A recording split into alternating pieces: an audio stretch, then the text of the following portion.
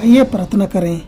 स्वर्गीय पिता, इस मौका के लिए धन्यवाद देते हैं कि हम तेरे वचनों को सीखने जा रहे हैं। हमें समझने समझाने के लिए ज्ञान दे। यीशु के नाम से मांगते हैं, आमीन। जय मसीह की दोस्तों। ऐसे मूर्ति पूजक का स्वर्ग के राज्य में क्या हिस्सा नहीं है। पढ़ें इफिसियों 5:5 उसके आखिरी भाग।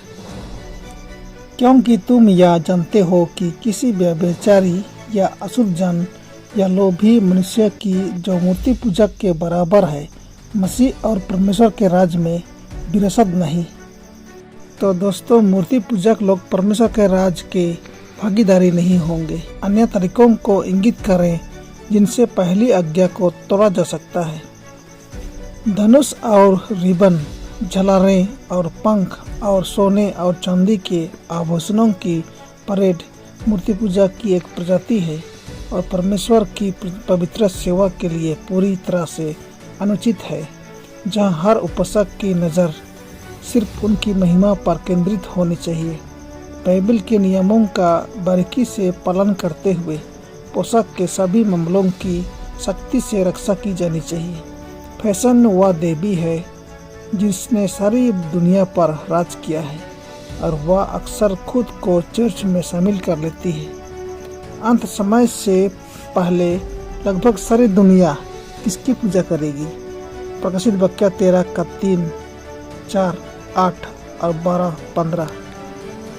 मैंने उसके सिरों में से एक पर ऐसा भारी घाव लगा देखा मानो वह मरने पर है। फिर उसका प्राणघातक घाव अच्छा हो गया और सारी पृथ्वी के लोग उस पशु के पीछे पीछे अचंभा करते हुए चले।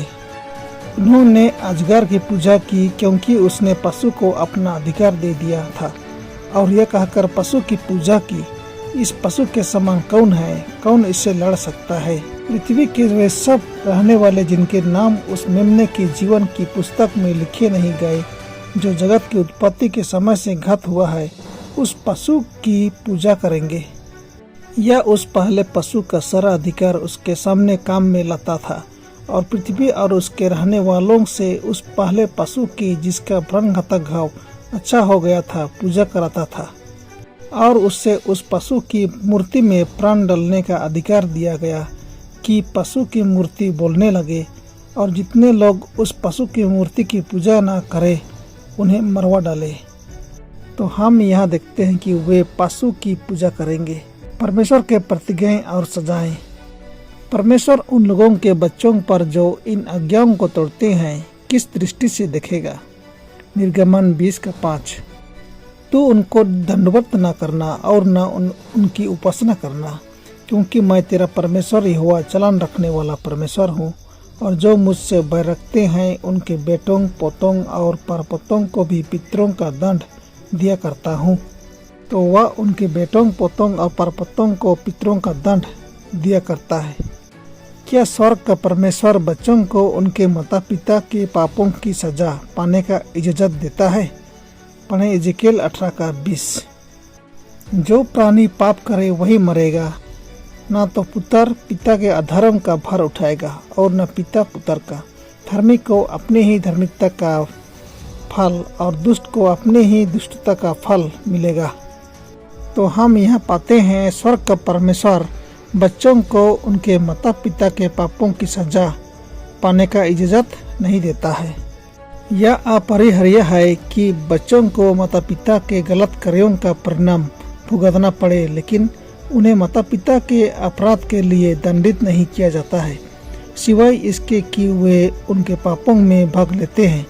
हालांकि आमतौर पर ऐसा होता है कि बच्चे अपने माता पिता के नक्शे कदम पर चलते हैं। विरासत और उदाहरण से पुत्र पिता के पाप के भागी बनते हैं।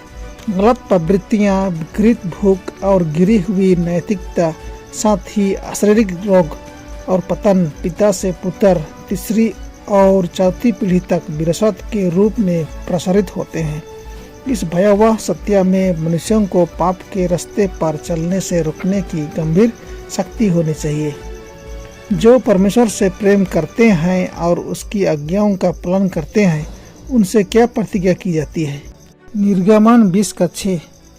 धन्य और पवित्र वह है जो इस पहले पुनरुत्थान का भागी है। ऐसों पर दूसरी मृत्यु का कुछ भी अधिकार नहीं, पर वे परमेश्वर और मसीह के याजक होंगे और उसके साथ 1000 वर्ष तक राज्य करेंगे। जो परमेश्वर से प्रेम करते हैं और उसकी आज्ञाओं का पालन करते हैं, उनसे यह प्रतिज्ञा की जाती है कि वे इस पहले पुनरुत्थान में भागी होंगे और ऐसों पर दूसरी मृत्यु का कुछ भी अधिकार नहीं, पर वे परमेश्वर और मसीह के याजक होंगे और उसके साथ 1000 वर्ष तक राज्य करेंगे। और जो लोग उसकी सेवा में वफादार हैं, उनसे दया का वादा किया जाता है, न केवल तीसरी और चौथी पीढ़ी के लिए, जैसा कि उनसे नफरत करने वालों के खिलाफ क्रोध की धमकी दी जाती है, बल्कि हजारों पीढ़ियों के लिए दया की जाती है। परमेश्वर आप सबों को आशीष दे। आमीन।